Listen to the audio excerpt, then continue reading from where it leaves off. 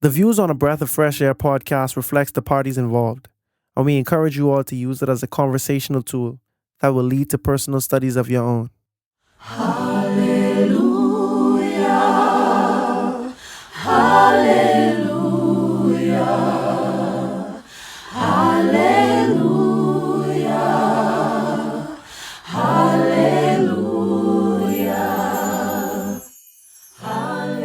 Welcome to a Breath of Fresh Air podcast. Here with your hosts, Earl Roberts and Nakhaz Gay. As a young person, Christianity can be so foggy, like smoke in the mirrors and so unclear. But we're here to bring you a breath of fresh air.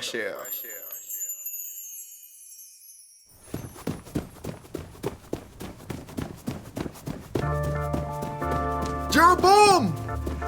Jeroboam, wait up! Oh, hey, Ahijah the Prophet. Jeroboam, I'm so glad to meet you here. Come walk with me in this field. Okay. What's up? You see this robe I have on? Yeah, it's pretty nice and You see it? and new, yeah. What's this?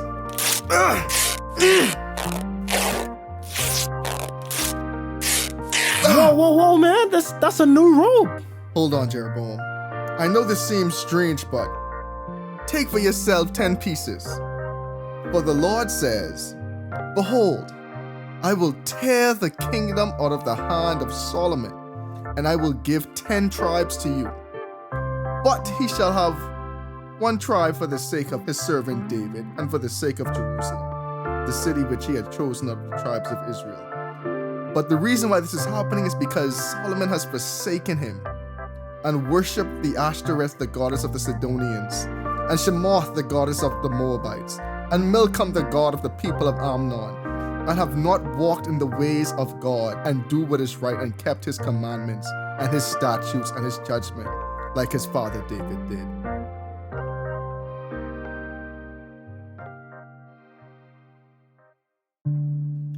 In last week's episode, we explored how Solomon's many wives turned his heart away from God.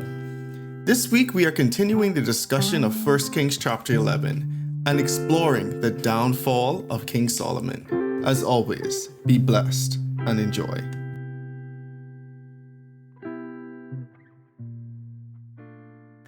All right, welcome back to another episode of a Breath of Fresh Air podcast, here with your hosts, Nakhaz Gay. and Earl Roberts. We want to appreciate everyone for tuning in again this week. We are back in person. I think you guys had 3 weeks of not in Zooming. person. Yep.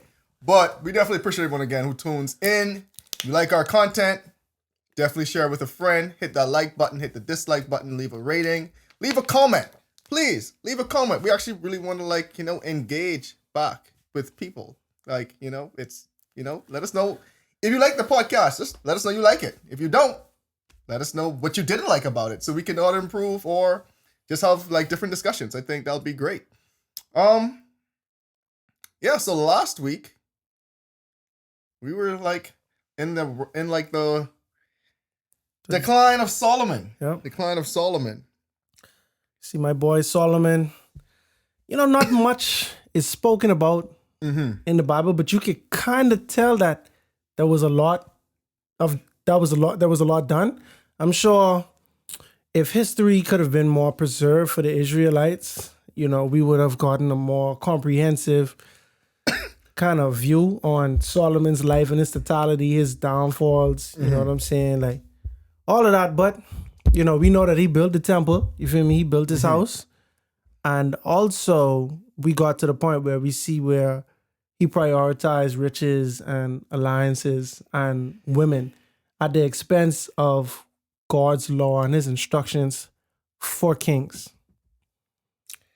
Yeah.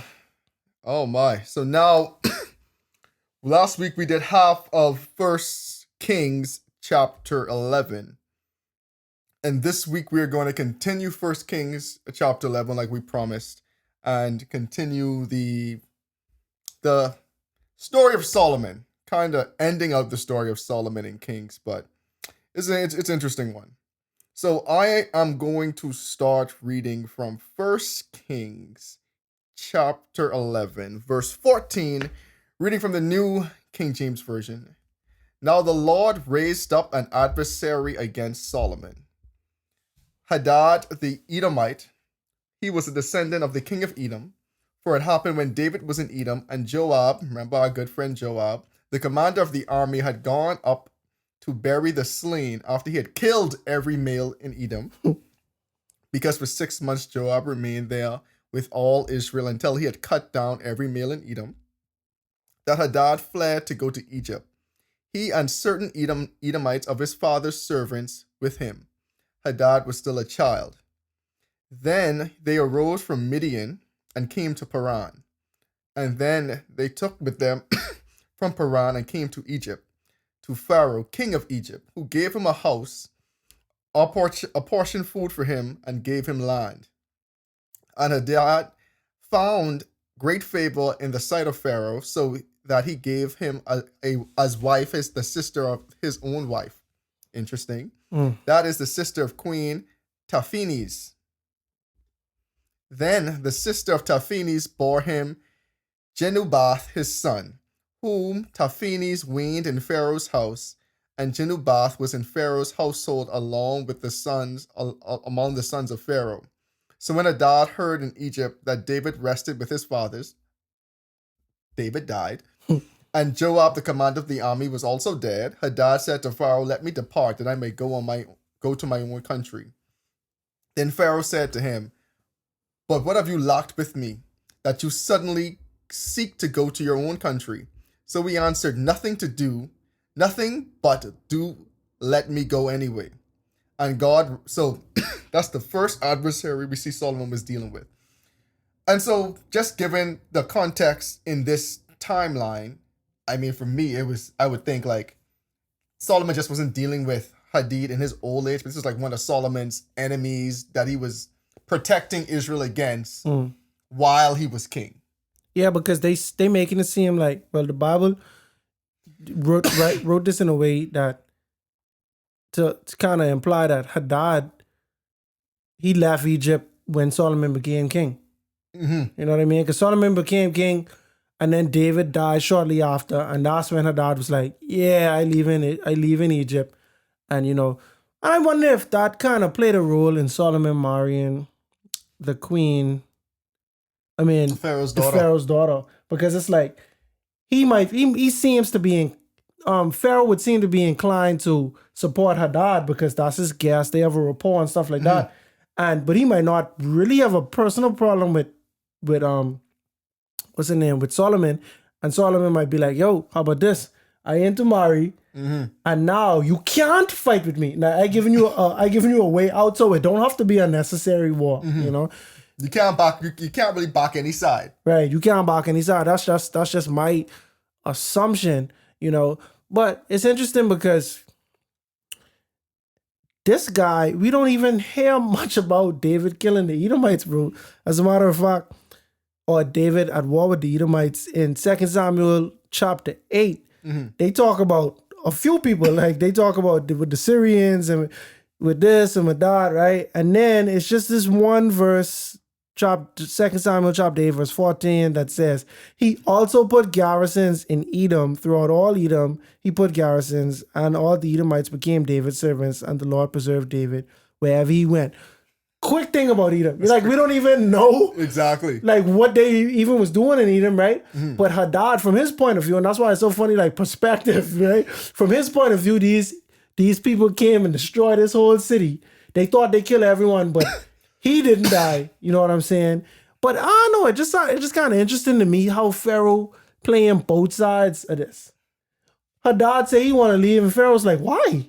Like, stay, you know what I mean? Like, chill with us, I can see that too, because at the same time too, it's like Hadad was a prince. Yeah. So it's like, yeah, I'll be taking care of you, your country ain't really no more per se.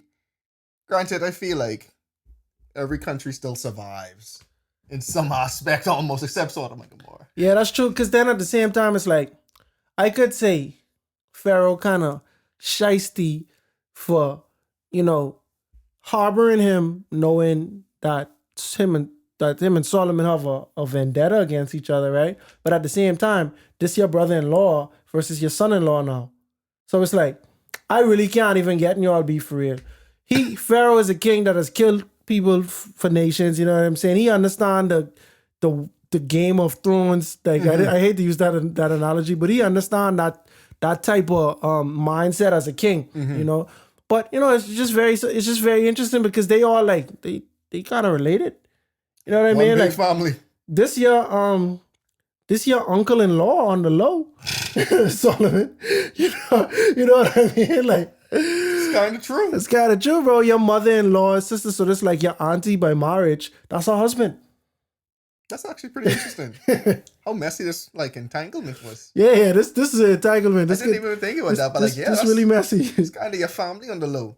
Like it's kind of awkward family reunion. Very awkward at the dinner table. Pharaoh throws a party. Solomon got to worry about a spear coming at him like he's David. Real talk. Oh, I didn't know you would invite him. That's interesting. Yeah. Okay. But I get her dad. Like I get it. No, of course. Yeah. Yup. Your family killed my family. And Joab was involved. I get it, bro. I understand your vendetta. So we see. Again, Solomon had a more of a peaceful reign. It wasn't as bloody as David, but we see Solomon, it wasn't all like roses, essentially. He had some trials that he had to go through. And then we see in verse 23, and God raised up yet another adversary against him. Rezon, the son of Eliada, I think it's Eliada, who had fled from his Lord. Why you laugh? I just laughing because you don't remember when David was trying to ask for bread from Nabal, and Nabal was like, "Yeah, plenty servants running away from their masters now." You see what I'm saying? Like it just remind me of that because this guy, he's a runaway. He's an insubordinate, I should say, and now he wreaking havoc. But it's funny too because he's not the only one in this list of enemies that's an insubordinate that is wreaking havoc. Yeah. So, who had fled from his lord, Hadadezer, king of Zobah. So he gathered men to him and became captain over a band of raiders. Kind of like a mini David almost. Only thing, David wasn't really a servant per se. Like I say, many people running away from their masters. When David killed those of Zobah, and they went to Damascus and dwelt there, and he reigned in Damascus. He was an adversary of Israel all the days of Solomon, besides the trouble that her deed caused. And he abhorred Israel and reigned over Syria. So again, we see in these, 10 verses, almost 11 verses, that Solomon had two adversaries, essentially one to the north and one to the south, who was troubling his kingdom and giving him headaches. I can't go north because I got an adversary. I can't go south. But you know what I'm thinking about though?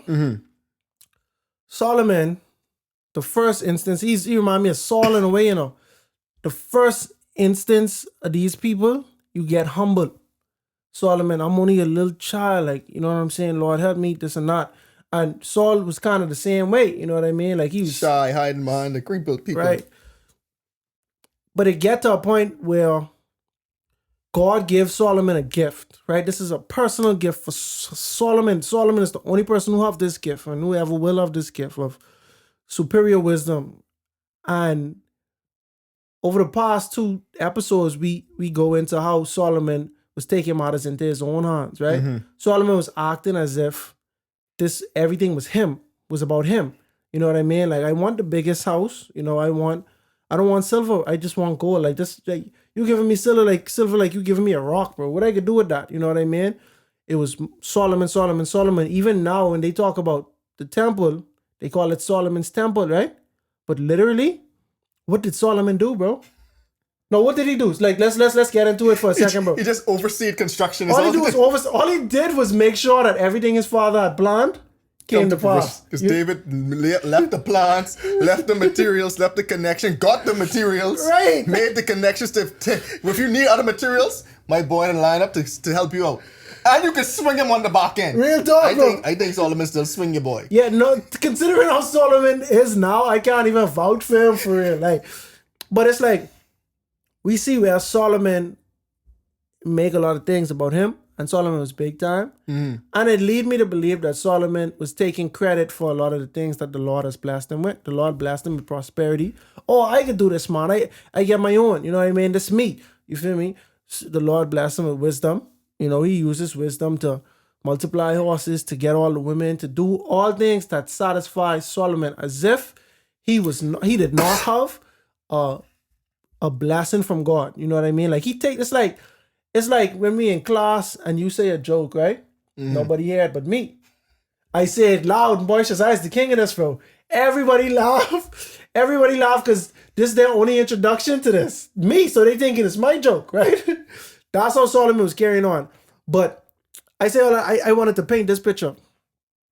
Solomon was blessed, number one, because of David. And God made that very clear, bro. Because of your father David. Now, if you be like David, you could bless your sons and we could continue, right? But guess what? David was only so safe because of God. David had enemies. And God made sure that the enemies was chill and was subdued during the reign of David, because David was faithful to God. And now these same enemies never fully went away, but God was giving them peace. And God said that he was going to make sure Solomon is a man of peace. You know what I'm saying? Like God was saying, David, you a man of war. Your son is going to be a man of peace. God made sure that his son was a man of peace, right? Until Solomon started to take God out of the equation and started to act as if his safety. I'm not saying that he was acting this way, but it like your actions kind of imply that you have everything under control.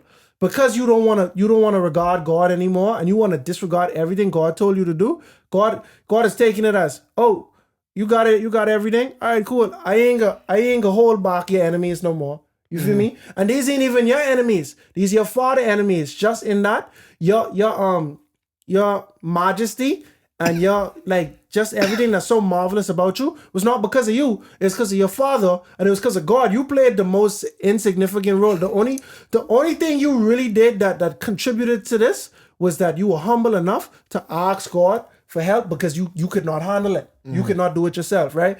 And so now you get the enemies that was as a king of Israel, the enemies come with the territory. You feel me? Now you got to deal with them.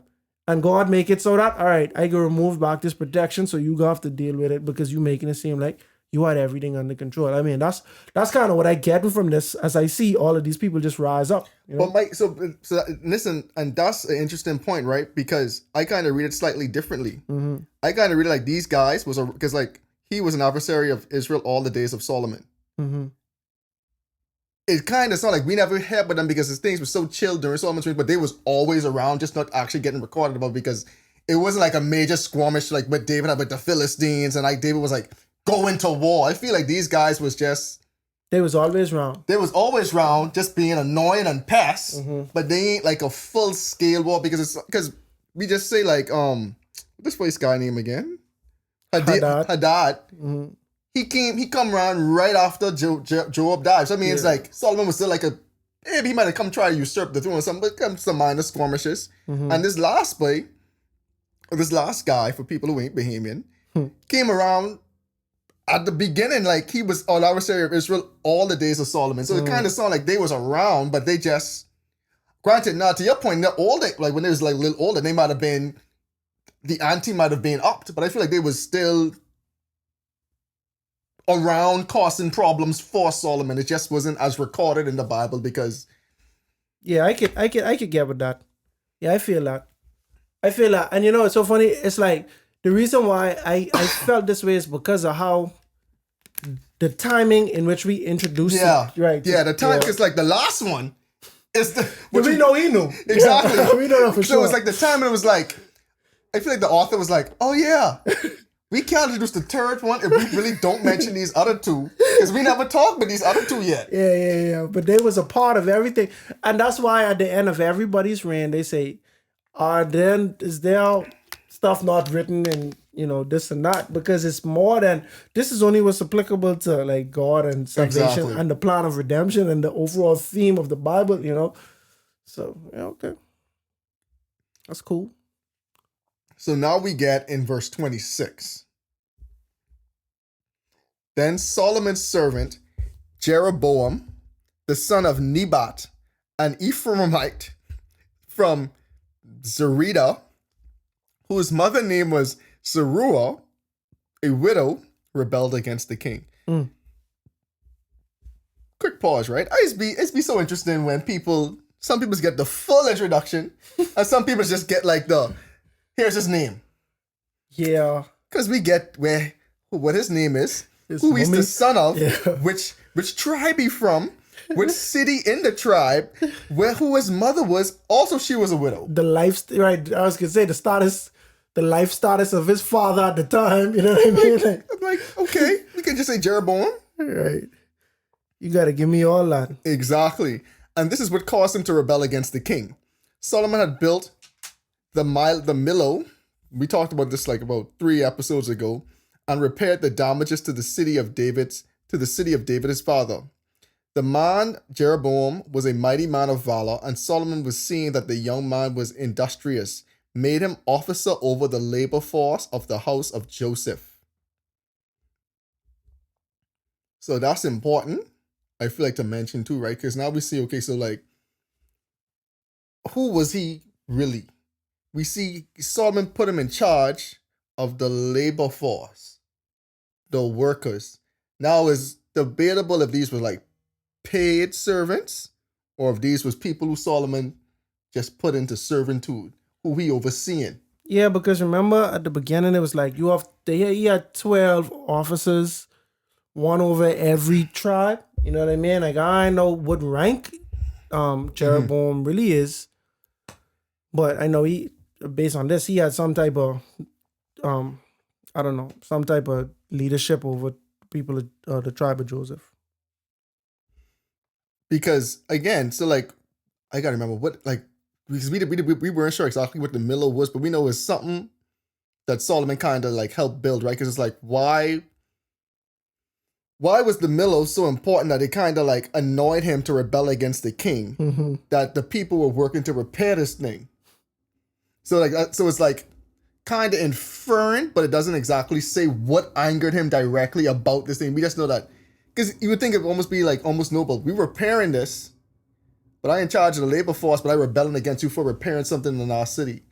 So that's why people like imply it might be slavery. I'm not, because the Bible doesn't say exactly say like what is like, the Bible says what caused him to rebel, but it don't say like what about it made him angry enough to rebel.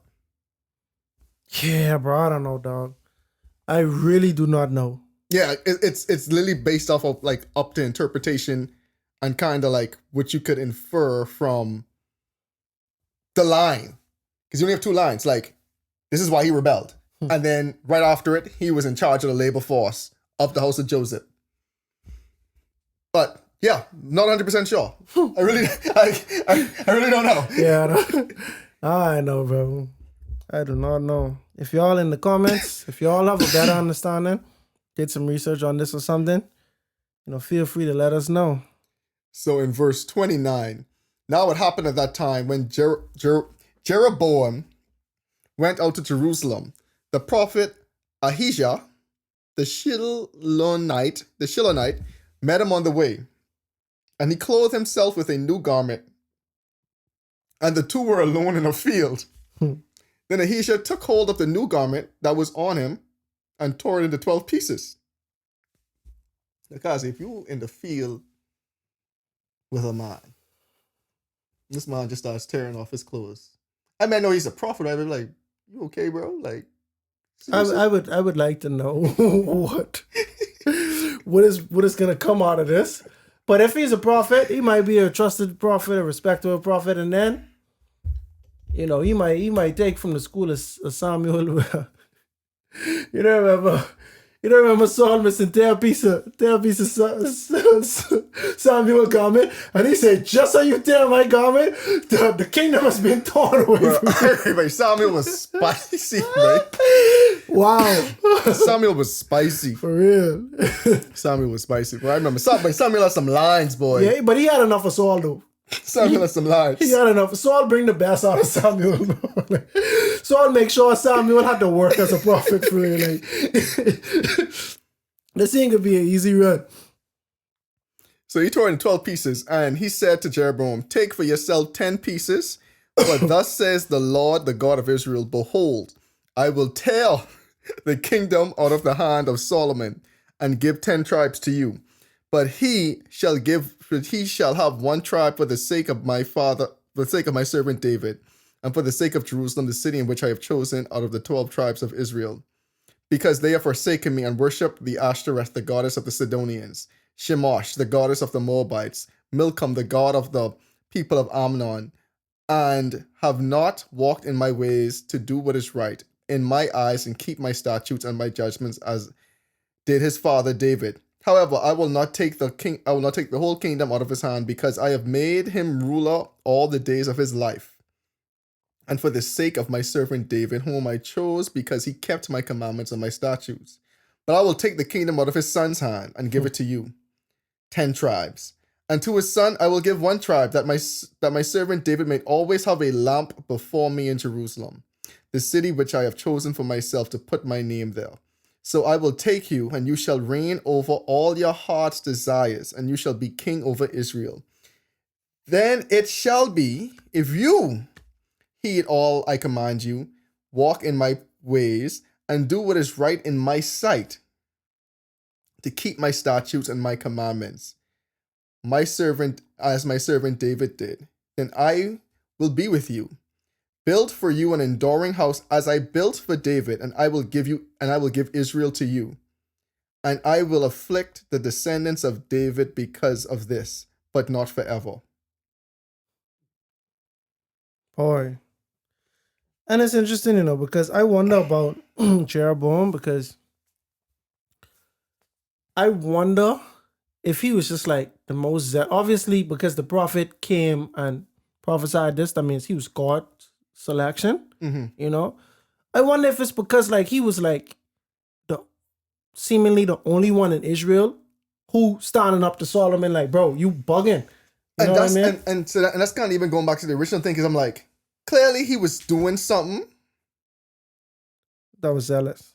That was you mean Solomon arguably was right. Oh yeah. I mean Jeroboam. Yeah. And I mean Solomon clearly was. I mean, we know he messed up with the idols and stuff, right? Mm-hmm. But it's like, why are you supporting this guy over everybody? Because we know you find Saul out of nowhere, and you find David definitely out of nowhere, right? Mm-hmm. Israel quite big. Why you choose this guy? Mm-hmm. You know what I'm saying? So it kind of leads to Solomon had to be doing something wrong that he was seeing. He rose up against to argue something that Solomon definitely was doing wrong.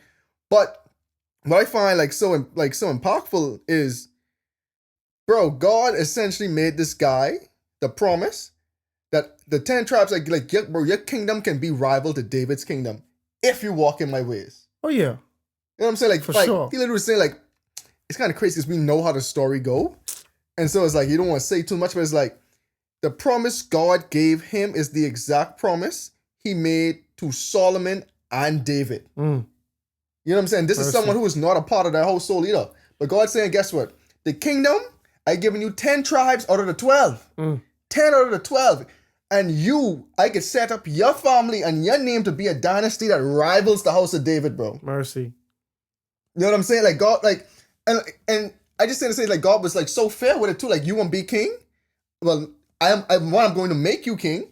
I'm going to offer you the same level of prestige as I offered the other ones. I'm not going to take it from you and be like, yes, I do love David. David was my servant. I appreciate David walked in my ways and kept my commandments and loved me. But I'm not going to make this second kingdom lesser than how history ended up having it. You know what I'm saying? This kingdom was supposed to be essentially Israel 1A, and you have almost two 1As. You have two MVPs playing on the same team. Essentially, they're supposed to be two big rival kingdoms who are supposed to be literally on par, always serving God. You know what I'm saying? It wasn't going to be how it would end up turning out. Oh, that's just the northern kingdom. Yeah, they getting sacked again. Yeah, boy. But it wasn't supposed to be that way. So when you read this, you're like, hold on, no, God's plan for the northern kingdom was that y'all was supposed to be still on par. Two powerful empires. You know what I'm saying? Because at the end of the day, it's y'all still my chosen people. You know what I'm saying? Like, because like further on down the line, it almost gonna seem like the Southern Kingdom was like really the chosen one for real, just because how bad the North messed up. Yeah. But it wasn't supposed to be that way when you read this, and I'm just like, yo, that's crazy. Because you look at history and you're like, oh yeah, well, the North, but they had the same blessing, the same promise, the same everything as it was originally intended to be. They just fumbled. They surely did. And I don't know, man. I don't want to get too, I don't want to jump the gun because we still have to talk about this again. But what's interesting to me, this is like the third family that God is making this promise to. Yeah, this promise to. Quite literally. Bro, I mean, it's crazy. Only David is thus far, David is the only one who got his son on the throne. You know what I mean? Yeah. Solomon will too, but it's not the same throne. You know what I mean? Like it's not the same region or the same responsibility. It ain't the same kingdom. Yeah, it ain't the same kingdom. David is the only one who successfully handed down his kingdom in the modern top, like in the first three. Mm-hmm. And you would think Solomon had admitted, bro, just walk in my commandments. I mean, easier said than done. But to be worshiping idols, you know what I'm saying? You had to fall that far, yeah, bro. Like, cause come on, cause again, David was not a saint, bro. You know what I'm saying? Like David literally murdered people and set people up to die after he stole their wife. See, but the thing with Solomon though is, I don't know, bro. And this hard for me to talk about because sometimes it's like, we analyze the text and we sometimes we have fun or whatever, but I never want to come off as if I wouldn't fall to these temptations or that I don't fall to temptations or that I am without sin, because that's the first thing from the truth. But of all the sins you fall for, bro, idolatry. Yeah, like what? Like blatant, like. And it's like you take it to the next level too, bro. It's like, it's one thing, like the children of Israel just like, they make the golden calf and they must pray to it, right? Mm-hmm. But you offering sacrifices to these things, bro, like child sacrifices, bro, like that's no bueno. But it just don't even make sense. Like how you like get how that? you do that, bro? Like, but Samuel did say rebellion is like idolatry. That's 1 Samuel chapter 5, I think. 15. I'm sorry. Mm-hmm. But it's like, bro, if you have that rebellion in your heart and you don't qualm that in no type of way, that could evolve all the way to idolatry. But let me tell you something else. Idolatry ain't always worshiping idols. Idolatry could be having a ungodly appreciation for something. Mm-hmm. You see what I'm saying? So it's like, if you vain, that could take the form of idolatry, or it might just be idolatry, like straight up. If you self-absorb, that's idolatry. You know what I mean? It's like anything that can be put above God is an idol. Anything you put above all, it could above God. It could be music, it could be fashion, it could be sports. You know what I'm saying? I remember it was this guy in the Bahamas.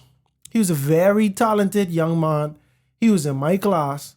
And he was off to school, and he eventually just stopped playing ball. And people was like, "Why?" He said, "Bro, honestly, basketball was my God. Basketball was my God," and that moved me when I hear that story. But other people heard the story and was like, "This dude lost his mind. Like the pressures of basketball was too much for him." You know what I mean? And but I don't see it that way at all. You know what I'm saying? Solomon put money above God, idolatry. Solomon put woman above God, idolatry. Solomon put business, the horses, above God, idolatry. And I could say these things specifically because God said don't do it, and Solomon did it multiple times. Solomon do it over and over again. He was making all of this money per year. You know what I'm saying? Like Solomon didn't just do it once. He continued to do it. All of that was idolatry. Bro, the only next step for you to do is to actually worship idols. When we really think about it. You know what I'm saying? Because Solomon was not living a life of self-denial. Solomon gave himself every indulgence.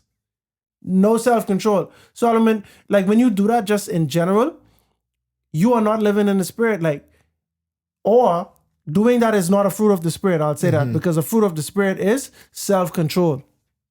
That's a fact. Self-control, and that's an underrated fruit of the Spirit. And an underrated sin is covetousness. These things that people do not, like we as Christians or people in general, we don't talk too deep about covetousness because it's hard to prove it if somebody don't act on their covetousness. Exactly. You know what I'm saying?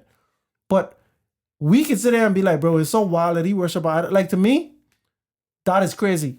To me, that is crazy, bro. Especially if you know your God and you've spoken to him and you understand that your people come from a long history of worshiping idols and it caused them pain and suffering. You just had that prayer, Lord, when we turn from you and we start worshiping idols. Exactly.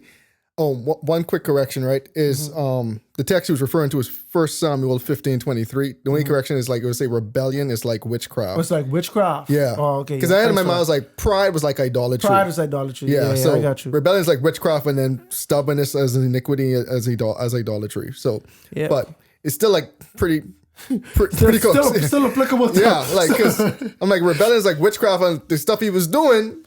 Right, you worshiping these idols and stuff like that. You know what I mean? Like, and offering sacrifices to them so they could do stuff for you. That's kind of witchcrafty. Still in the same way, but yeah, man, like it's interesting. It's interesting. And again, I think we mentioned this last episode too, but it shows the power of sin and how people underestimate how easy it is to find yourself in a place you don't want to be because of many small compromises that compound over time. Mm-hmm.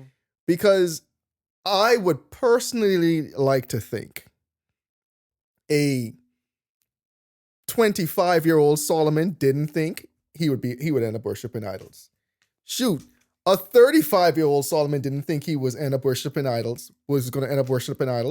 But what that 35-year-old Solomon probably was doing was he probably was on wife number 500, and not realizing that you planting the seeds, opening the gateway.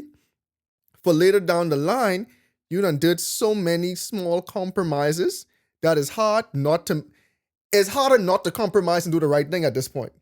Yeah, bro, because like, you know, let's say we watching a show, right? Mm-hmm. And they start sacrificing a child on the show. You gonna be uncomfortable? That'd be fair. I turn it off. Yeah, that's like that. These type of things make me uncomfortable, bro. Like, right? But imagine you marrying people who that's a culturally appropriate thing to do. Like multiple times. Like you don't have one wife. You might have 10 wives that have either been a part of it, have either witnessed it, they family do it, and it's cool, but that's just regular. You know what I'm saying? Like, but you continue to do that, eventually you're gonna be desensitized to that. Sad to say. It's crazy to think that you would end up promoting it, but you would definitely be desensitized, and anybody would. Mm-hmm. And if that thing really offended you that much, you wouldn't have condoned that for real. That's a fact. And now we see Solomon is in this place where the Lord already chose the next anointed, and it ain't your son. Well, you know what I'm saying? Like, well, he chose the next anointed for the majority of the kingdom. You know what I'm saying? That ain't you nor your descendant. Is a brand new family. And man, like that's when you know. I feel like at any point in time, David was like the only one who never had to experience that. I feel like because Saul felt it. Saul definitely felt it. And was trying to kill David. Yeah, David running around for years, bro. Like, yes, bro. To get David. David didn't have to feel it because David was like, all right. David's problem was he had too much sons who was trying to claim the throne. Yeah, and in retrospect, that's a good problem to have. You know what I mean? But David was so good to the point where, as a king, he was being hunted. You know what I mean? Like, Solomon is the king, and his kingdom in jeopardy because someone is already given the kingdom. You know, so now you got to try to stop that from happening, right? But because David ain't the aggressor in the situation, his son ended up trying to take his throne, you know. But man, and even throughout this all, right, it's still so amazing that God's still keeping His promise to David, who done dead and gone. Yep. And God's like, "Yep, you will get the kingdom after Solomon dies, Because I promised David I would not tear the kingdom away from his son. But God's saying his son's son, no such promise lies. Because the promise really is, if you do not walk in my ways and you do not keep my commandments, I will not sustain you on this throne, and I will tear it away from you. You do not walk in my ways. You definitely ain't keep my commandments. You pretty much break every one at this point. But in respect for David, I can still leave you here. You will die on the throne, but next thing God to promise him, I would lengthen your days. Mm-hmm. His days definitely was not lengthened. Nope. Some would argue they was cut short. Yeah, he had a 40-year run and 40-year in, and that was that. Mm-hmm. Bruh. Mm-hmm. Yeah, I just want to go back to what God. Go for it. Yeah, just back to that text. This is 1 Kings chapter 9, verse 6. Mm-hmm. No, I can go back to verse 5. Then I will establish the throne. No, verse 4. Now, if you walk before me as your father David walked in integrity of heart and in uprightness to do according to all that I have commanded you, and if you keep my statutes and my judgment, then I will establish the throne of your kingdom over Israel forever, as I promised David your father, saying, you shall not fail to have a man on the throne of Israel. That's what you just said. Now, verse 6. But if you or your sons at all turn from following me, and do not keep my commandments and my statutes which I have set before you, but go and serve other gods and worship them, then I will cut off Israel from the land which I have given them, and this house which I have consecrated for my name I will cast out of my sight. Bro, there's two things I could say here. The fact that your son's still on the throne, even though you did worship idols, to me that implies that either your son did not worship idols, bro, or God's still showing you strength because of what David do, bro. Bro. They are surviving off of the name of David. Factual. Which is so crazy. And to me, that still shows the goodness of God. Because, again, I feel like you beating the horse. I beating David, right? But David, bro, what? David?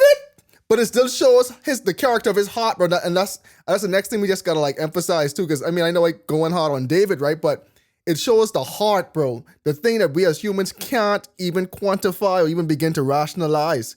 Because it shows that David's heart was still such in connection with God that these bad things, bro, God's still preserving the throne of a murderer and an adulterer, bro. You know what I'm saying? Because of the connection he had with God. Because again, David did all these things, but he still was so close to God and he still was so repentant of what he did. Bro, you realize nothing we read so far shows any solemnity from Solomon doing these things? Nope. No. And so the story of David, when we was comparing David to David, it was bro, you look so bad, right? Comparing David to Solomon now, you get to realize that David was a godly man, but it proves that even godly men can fall. Can get catch slipping and fall. Fall hard. It's a sin, yeah. You know what I mean? That go to show no matter who you are. But because looking at it now, look at the respect that God have for David. Because he got every chance he get, he showed no David, bro. Bro, because think about it too. Because David had his biggest mess up. Bro, this man went on fasting, praying, time of mourning. All of these things, bro, in the temple and everything, bro. He was giving everybody a pass. Exactly. Solomon, bro, we don't have none of these things being recorded of Solomon, bro. So it's again, when we was comparing David to David, bro, you've kind of fallen. But you seen how other people carry on in similar circumstances? You kind of look back and kind of reflect on David's heart probably was in the right place. Again, to your point, bro, none of us are above sin. You know what I'm saying? And that's why we kind of still harping on if we were in these circumstances, we probably would have done the same thing. I don't know what it is to be a king for real. You know what I'm saying? I don't know to stop all this pressure on me. I don't know what it is to run a country, especially back in all these. I don't know what it is to make $1 billion base a year. You know what I'm saying? But it also shows how we can have all these things, but we are still nothing without God. And I feel like David, for one, knew that. Probably because I think David had a harder life than Solomon, but David, throughout his whole life, he had to rely on God. So even when he was king, he still had that familiarity, knowing that, bro, when I get to my lowest point, the place where I need to turn is God. I feel like Solomon was brought up as a prince. One can only imagine how that was. And we know David probably wasn't the best father. But I think Solomon was probably well taken care of. And so he never had to rely on God per se, because I don't think David really, I personally, the Bible doesn't support this. Well, it doesn't give us any evidence, but I just don't think David really like trained his children to fear God and to love God as he did. It was more so the things that I am covered, so I think I'll pray for you guys and hopefully you guys covered too. But he never like introduced them to have a personal relationship with God per se. So it's like with pastors' children, right? I shared this. This is my belief. I believe that the temptation package that regular people get different than what pastors' children get, different than spiritual leaders get or gets. Mother, she likes to correct my grammar, but I like to speak in Ebonics. You know what I mean? Shout out, mom. Shout out, mom. But and that's because it's like you could kill two birds, one stone. If I make it seem like this pastor can't lead his own household, what made me think you could lead children? Discredit him. You know what I'm saying? Would make me think you could lead a congregation. That made me think you're a liar. You know what I'm saying? You saying all of this, but your child look like that, And that's Nakhaz's belief. And I can see, based on my observation, that most, if not all of David's children had the overindulgent gene to them. You know what I'm saying? That's something because of their status that they had growing up, the devil could have continued to feed into. We have one son that is so overly indulgent that he want his sister and he ain't taking on no for an answer. You understand what I'm saying? Yep. We are. It's like we have Absalom, flamboyant guy, trying to take the throne from his father, stuff like that. You know what I'm saying? Like it's like Solomon obviously take the cake because Solomon had all of the resources and Solomon actually had the wisdom to do it as big as humanly possible. And you know what he did? Just that. He did it as big. Solomon at no point in time saying, I need to chill, bro. Like, exactly. I have enough. I have enough. Like, I have more than enough. The tax I'm levying, y'all don't need to pay that much because this is only going to the lavish linen that my temple, my courts, my attendants have to wear every day. This only going to the monkeys and the primates every year that we gotta buy. Bro, they was bringing them in like every 3 years, they say. Exactly. Bro, like we can. Because they die and they naturally happen that. Like naturally. We can hold off on the monkeys this year. Exactly. Solomon's like, no, I'm getting it all. You know what I'm saying? And I feel like the devil saw that. He saw that as a loophole, and he's like, oh yeah. I can keep pressing on. I can keep pressing on that. You know what I'm saying? It's so crazy to me that a lot of these patriarchs in the Bible, their children, or leaders in the Bible, their children just running wild, doing crazy stuff like Aaron's children. Now, granted, most of Aaron's life, Aaron probably was not in leadership. It wasn't until they got older that they was in leadership. But Eli, you know what I'm saying? Then we have Jacob. His first set of sons, like his first 4 sons, they was just rebels. They was rebels, right? And then we could say the next 6 in line, they may have also been rebels too, because they sure didn't stop their brother from, you know what I'm saying, from getting sold getting sold into slavery. You know what I'm saying? But it's like I can make the assumption that David being the king, you have to deal with so much. You don't have time to spend. You don't have time to spend so much quality time with your sons, with your kids, especially not all of your kids. They have different mothers, all this and that and the third. So I feel like it's a fair assumption that David parental skills wasn't as good as his harp playing skills. You know what I'm saying? As his war skills. That's my assumption as well. But when it comes to Solomon, I just feel like at no point in time in his life, he probably never developed self-control. And sometimes it's certain things in life where it's like, I remember when I was a freshman at the College of the Bahamas, this lady, it was this book, The History of the Bahamas, but this was like a different history book that I had ever read because it wasn't like what we used to read in high school. This was very in-depth, and it was like very detailed stuff on the Lucayans, which is like our native. It's like the Native American. It's like our equivalent to the Native American, like natives to the Bahamas and stuff like that. And we had to write an essay on it. I wrote an essay and I felt like it was a good essay. I didn't try my hardest. And I believe the lady knew that. And I never forget, she say, Nakhaz, like she gave me like a B minus. She say, always take the high road, even when it doesn't come with an immediate reward. And I look at this, great. I look at her. I was like, bro, that's the dumbest thing I ever had in my life. I like, bro, why these people who ain't as nice as me getting higher grades because you know that she know I was being lazy. She's like, I can't really reward your laziness. You know what I mean? Like comparatively, you know what I'm saying? Like, just you might have done better than them, but they might have been doing the best they could have. You know what I'm saying? Nah, I feel. I mean, to me, that wasn't fair. But even earlier this year on the podcast, I was sharing that as an adult, I'm learning, bro, if don't think, oh, I can save time and save money by taking the shortcut. It's best to do the thing right one time so you don't have to go back and you don't have to worry about anything going wrong because there's always a risk associated with some of the things that, you know what I'm saying, that you try to do. At the time, I wasn't as wise as I am now. It's just like 11 years later, you know, I could realize, oh, no, this woman, no, this 10 years later, I was like, that makes sense. That makes sense. So someone could have easily said to Solomon, bro, have self-control. Simply, you're doing too much. You're doing too much. And Solomon could have said to himself, that's the dumbest thing I ever heard. Why wouldn't I get another wife if I could afford it? If I could, why not do that? You know what I mean? Why would I stop making money? Like, explain that. That makes no sense to me. Like, you feel me? Like, certain things, like, in life, you might not be at a place in your life to actually even receive some of the knowledge and the wisdom being bestowed upon you. Because to you, it don't make sense. Like, I see no flaw in what I'm doing, and I'm seeing all the rewards in what I'm doing. So why would I take the high road? Why would I spend a longer time writing a better essay? You know what I'm saying? If I know I don't have to put in this amount of time and I can still get a good grade, you know? Fox.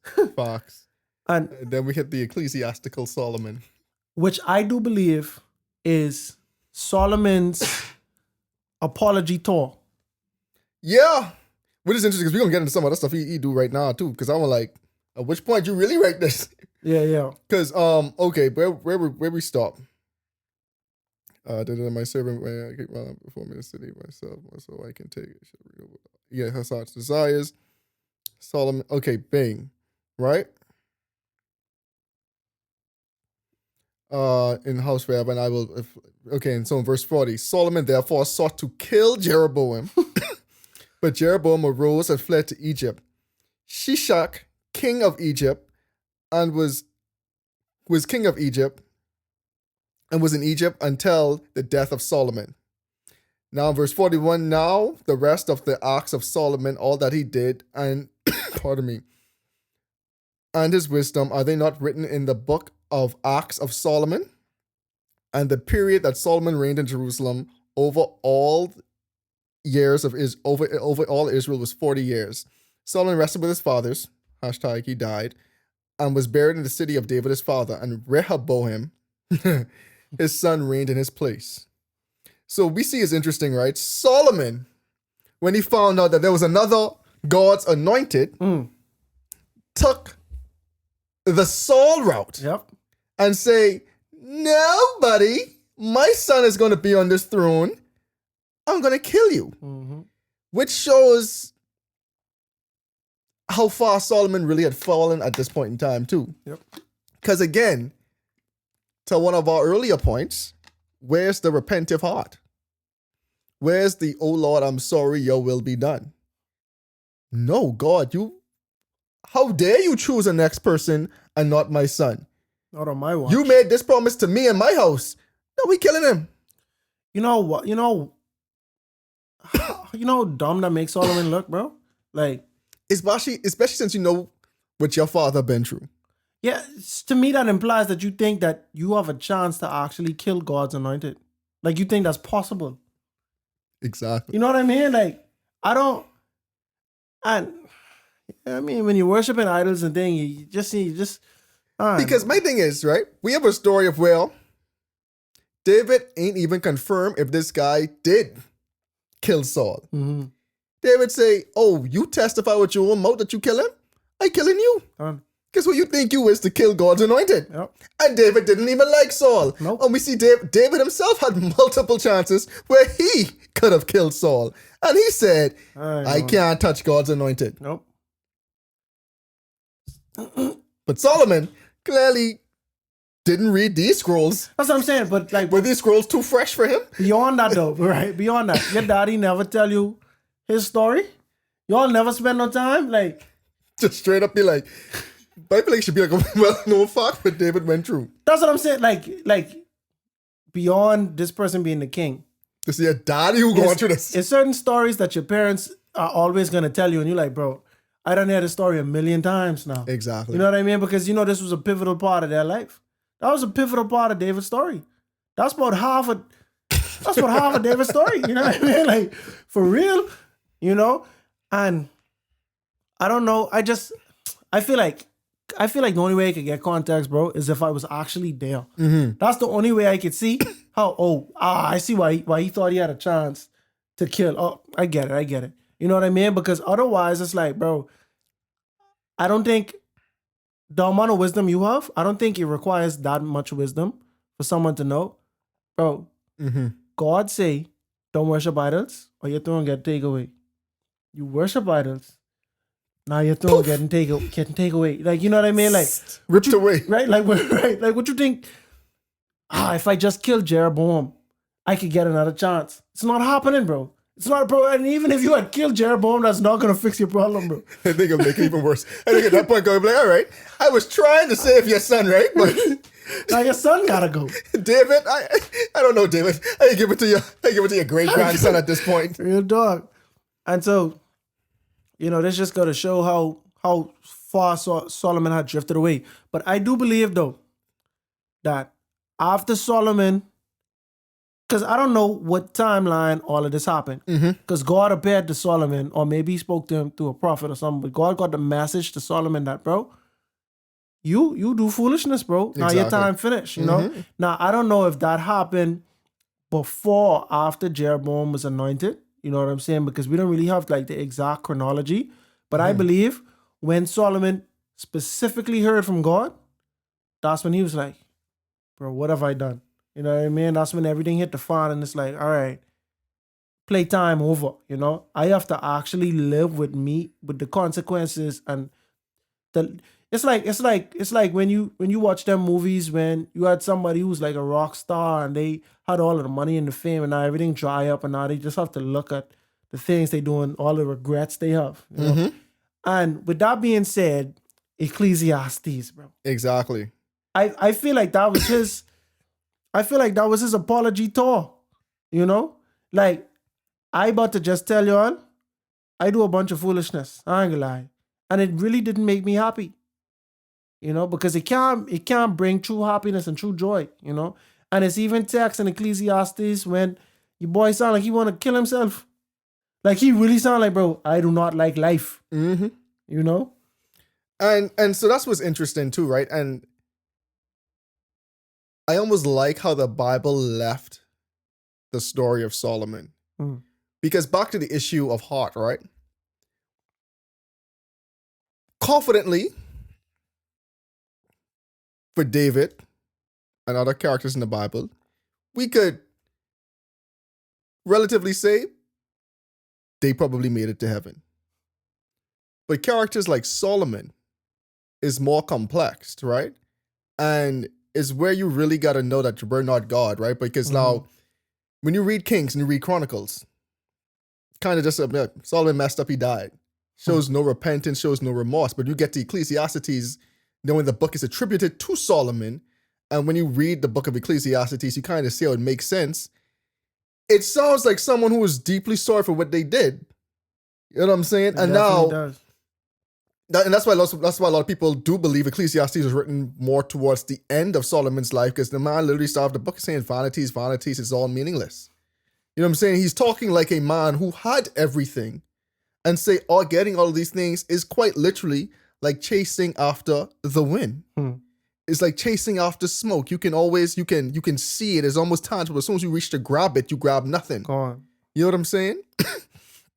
But so when you read Ecclesiastes and if it is attributed to Solomon, you're like, this sounds like a man who kind of repented for his sins. Mm-hmm. You know what I'm saying? But the book of Kings and Chronicles, you wouldn't get that. You wouldn't get that kind of story. You wouldn't get that kind of story. Mm-hmm. And so it still leaves it.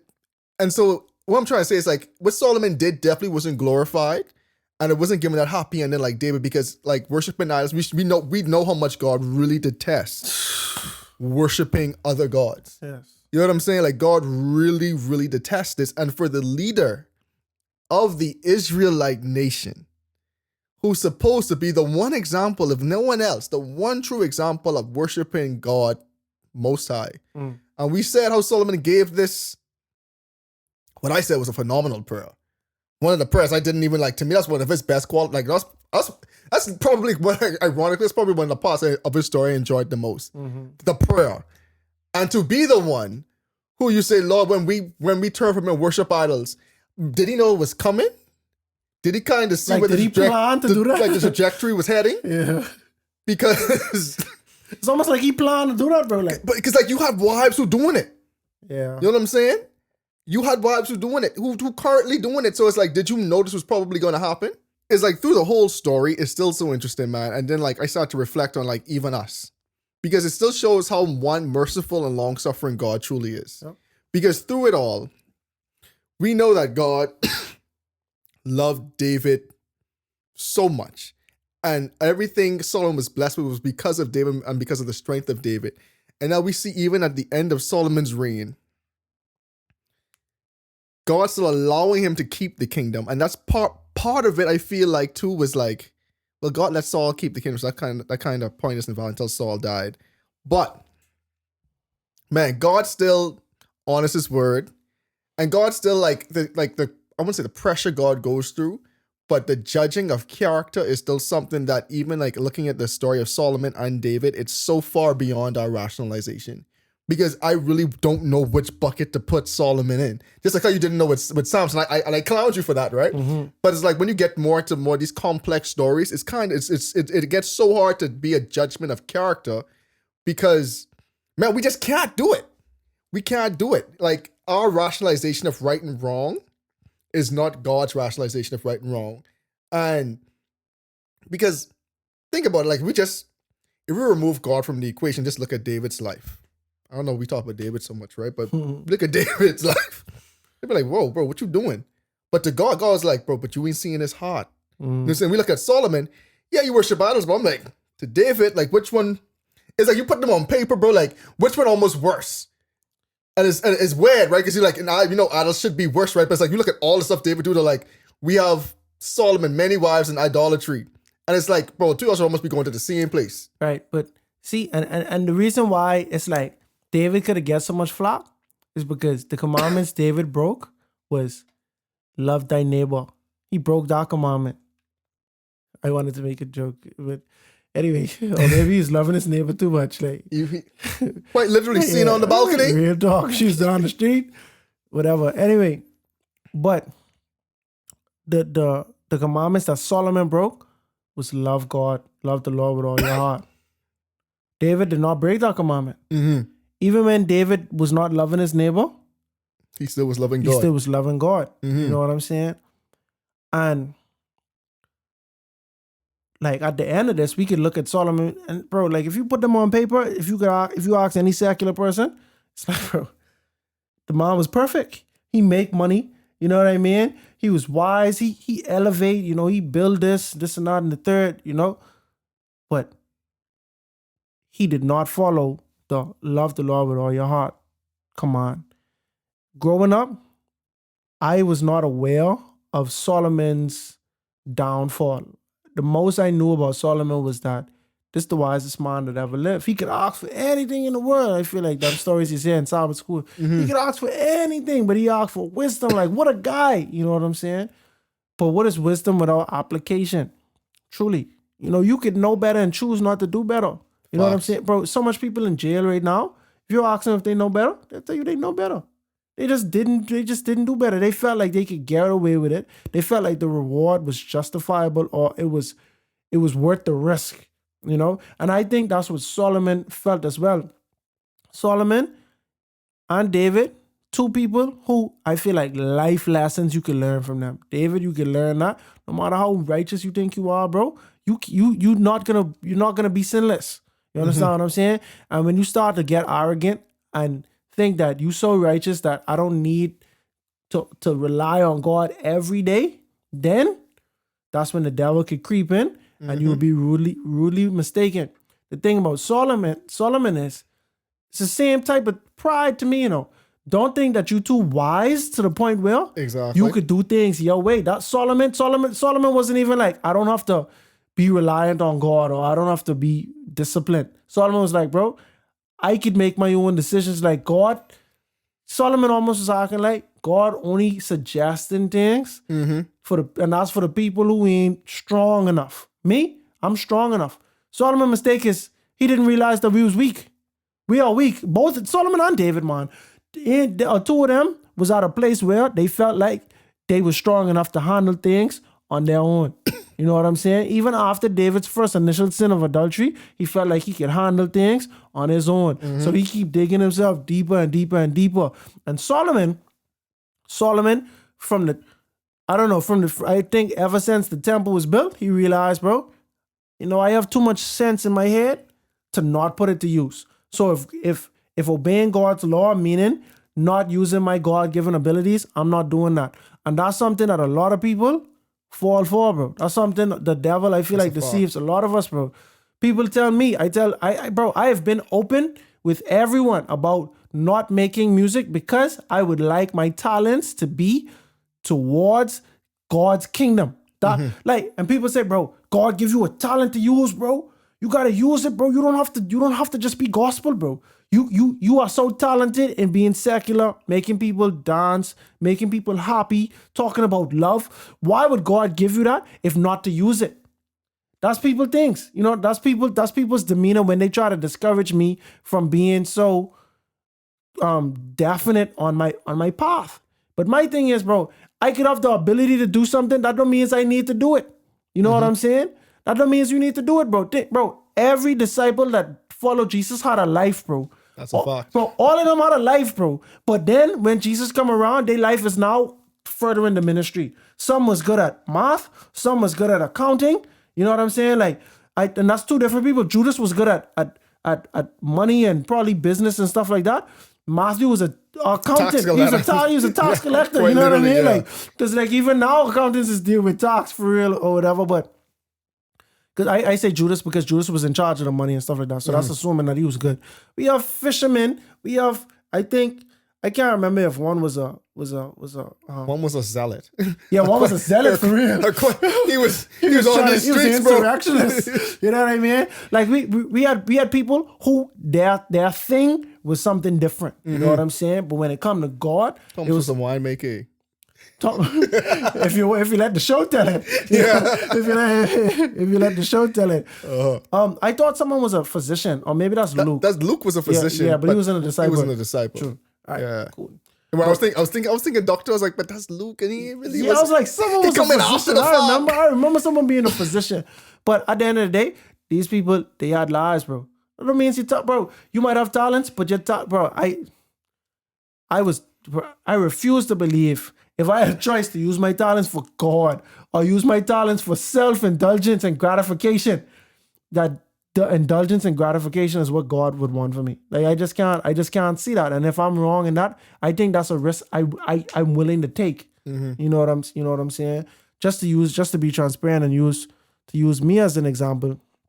But at the end of the day, we need to, as Christians, we need to really prioritize our inward sins.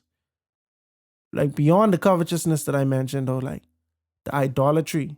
Even the Sabbath, I could put the Sabbath in there because that's also loving the Lord with all your heart. These are things that people don't look at it like on average and see where you sinking in sin. You know what I'm saying? Like you could not even worshiping idols. You could be idolizing all type of different things. Which is a common thing. Like a lot of people don't take idolatry as serious as this because they're like, I don't have a statue or a shrine or an altar, like worshiping a different God. But think about it. If you're on your phone 90% of the day and spend 0.001% of the day with God, your phone kind of is an idol to you because you almost can't live without it. And that's everyone right now. Like the phone is pretty much a lot of people's idols. Your favorite show could be an idol for you. Favorite basketball player, baseball player, favorite sports team. Like these things can literally be like idols for people because you spend so much time and so consumed by it. Like it's taking up a lot of your time and energy and you almost like rely on it for like fulfillment. And that's a form of idolatry that a lot of people just don't consider because it's so societally accepted. And I think that's something like, to your point, like that's something like a lot of people need to like consider like and work on. I mean, for me too, it's like every so often I just go on different fasts of different like games or different stuff like or different content I'm consuming just because I'm like, yo, I'm doing a little too much time on this right now. And I need to like take a step back. And so like, yeah, sorry, I don't want to steal your thunder, but it's no lie, bro. When fantasy basketball was just starting, I was spending an ungodly amount of time on fantasy basketball, bro, looking up stats, looking up trades, looking up all of these things. And it's like, we went on a friend's trip to Disney and Kazi was on his phone doing fantasy. Every little off minute we had, checking his fantasy, setting his fantasy. Bro, no team is playing at this moment, you know. That's what getting me. Like, it ain't even nighttime. We're close to nighttime and Kazi, oh, God, man, this guy's injured. Oh, I got to drop him and who I could pick up. Oh, he just picked up this person. Oh, I wish I had him. That was the week when I realized I had a problem. There was that very weekend. Bro, it's been times when the sun was about to set and it's like games happen on Friday night, obviously, and games happen on Saturday day. So I have like a day and a half of not knowing what's happening. You know what I mean? And like I had to ease up off that, bro. I had to ease up off that because like it has been, I could tell you 2 Friday nights specifically that my Sabbath was distracted because in my mind, I'm like, what's happening? I can't know until after the Sabbath, you know? But at that point, bro, like your Sabbath ruined because you're not even focusing on God, bro. Bro, your mommy had a bar, bro. What'd she say? When she was like, if you could think about it so much on Sabbath, you might as well do it because you at this point you wouldn't even like keeping Sabbath holy no more. Like, if she said that to you was something else, right? When you said it to me, I was like, bro, you might as well be doing it, bro. Because like Mom, you're right. Bro, like if I was actively in it, I couldn't have been more consumed as I was even not in it. You know what I'm saying? So it's like, bro, it's like the same thing, bro. It's the same thing. You know what I mean? And I definitely agree. And I mean, long story short, our boy Solomon, he was a bad boy in many ways. You know, I believe that towards the end of his life, you know, after the consequences, after everything dry up for him, you know what I mean? When you old, your health going away, you don't have the fame that you once had, you don't have the ambition of tomorrow that you once had, it allowed him to actually look at God. And that's when he wrote the book of Ecclesiastes. That's my assumption. And when you read that, bro, fear God and keep his commandments. That's the whole duty of man. Ecclesiastes 12 verse 13, and this is the last words of this book. It says, let us hear the conclusion of the whole matter. Fear God and keep his commandments, for this is man's all. For God will bring every work into judgment, including every secret thing, whether good or evil.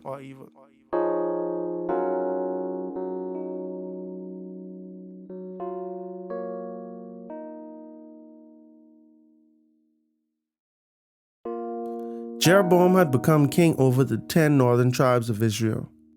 But instead of being faithful to God, Jeroboam formed his own gods. He also appointed his own priests and dedicated his own feast days. He tried to ensure that no one from Israel had reason to visit Judah.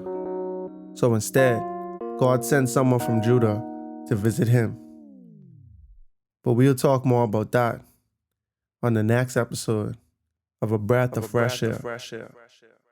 Tonight's episode included voice acting by your hosts, Earl Roberts and Nakhaz. Remember to go ahead and research on your own in order to get a more firm understanding of tonight's episode. And if you enjoyed it, make sure to like, subscribe, and share with your friends. You can follow us on social media at A Breath of Fresh Air Pod on Instagram and BOFAPOD on Twitter. Thanks, everyone, and we'll see you next week.